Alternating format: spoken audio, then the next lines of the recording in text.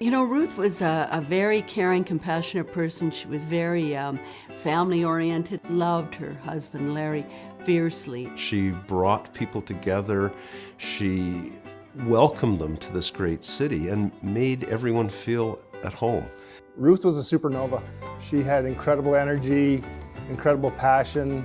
She was just so smart, and she was so well-read, and she was so well-spoken and so passionate about everything that she did.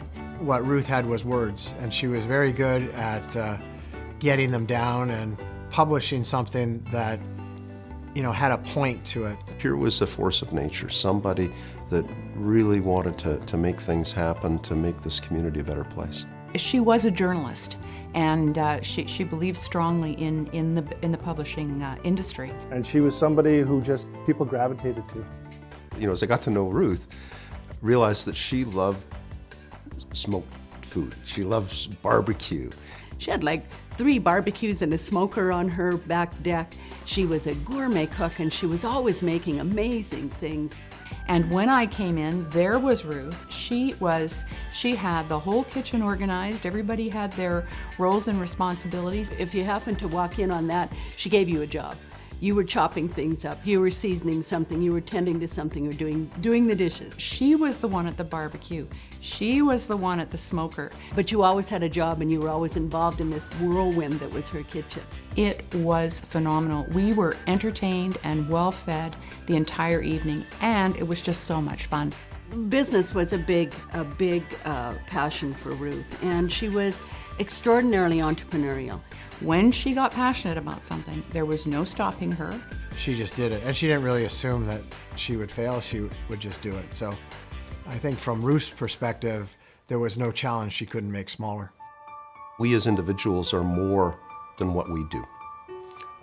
We're not our businesses, we're not our jobs.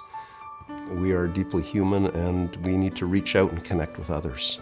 It can be really lonely to be a senior executive in any business, but then when you own it as well, it can be really lonely unless you really reach out and develop strong support networks and maybe let go of some of our pride. You know, we're all very fiercely proud, and it's difficult to ask for help or ask for advice or ask for more assistance. When people in very important positions show themselves vulnerable, it actually makes them much stronger in the eyes of the people they're leading, but it's just not our first reaction. We've lost someone who was so committed to this city and to this region. We lost that person that really had a passion for Edmonton and for Alberta. We've lost somebody who was generous in her time. We've lost that passion and spark, and we've lost a caring and generous spirit.